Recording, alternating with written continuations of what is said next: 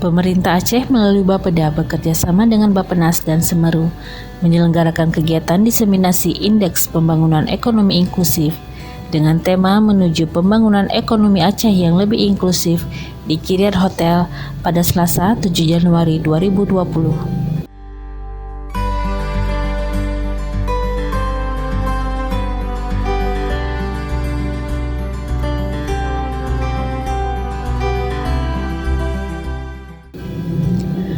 Acara dibuka secara resmi oleh Kepala Bapeda Aceh, Insinyur Helfizar MSI, mewakili pemerintah Aceh.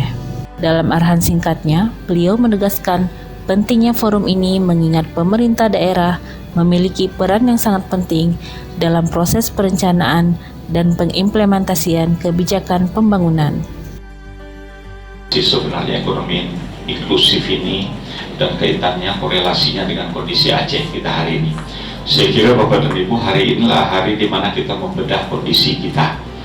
Hadir di sini Bapak dan Ibu, saya kira yang ahli pada bidangnya ada riset Semeru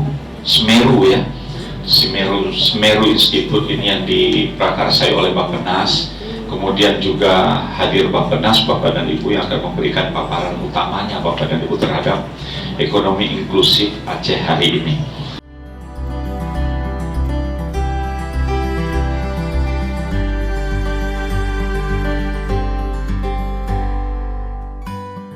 Pembangunan ekonomi yang inklusif dan berkelanjutan telah menjadi agenda utama pembangunan ekonomi Indonesia yang secara resmi tertuang dalam Rencana Pembangunan Jangka Menengah Nasional tahun 2020-2024 yang sejalan dengan RPJM Aceh tahun 2018-2022.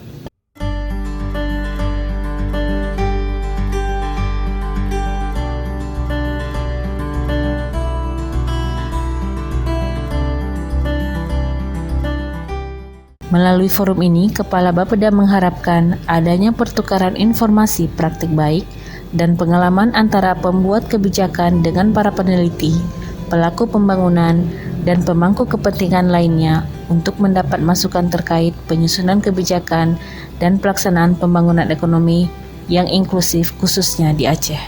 Kegiatan ini diselenggarakan untuk mendiseminasikan indikator pembangunan ekonomi inklusif yang ada di Aceh, yang bahwasanya pembangunan ekonomi inklusif menjadi perhatian kita bersama bahwa kondisi pertumbuhan ekonomi bukan hanya dicapai melalui eksklusif saja, namun bahwa pertumbuhan ekonomi inklusif dapat merangkul semua lapisan masyarakat yang ada di Aceh.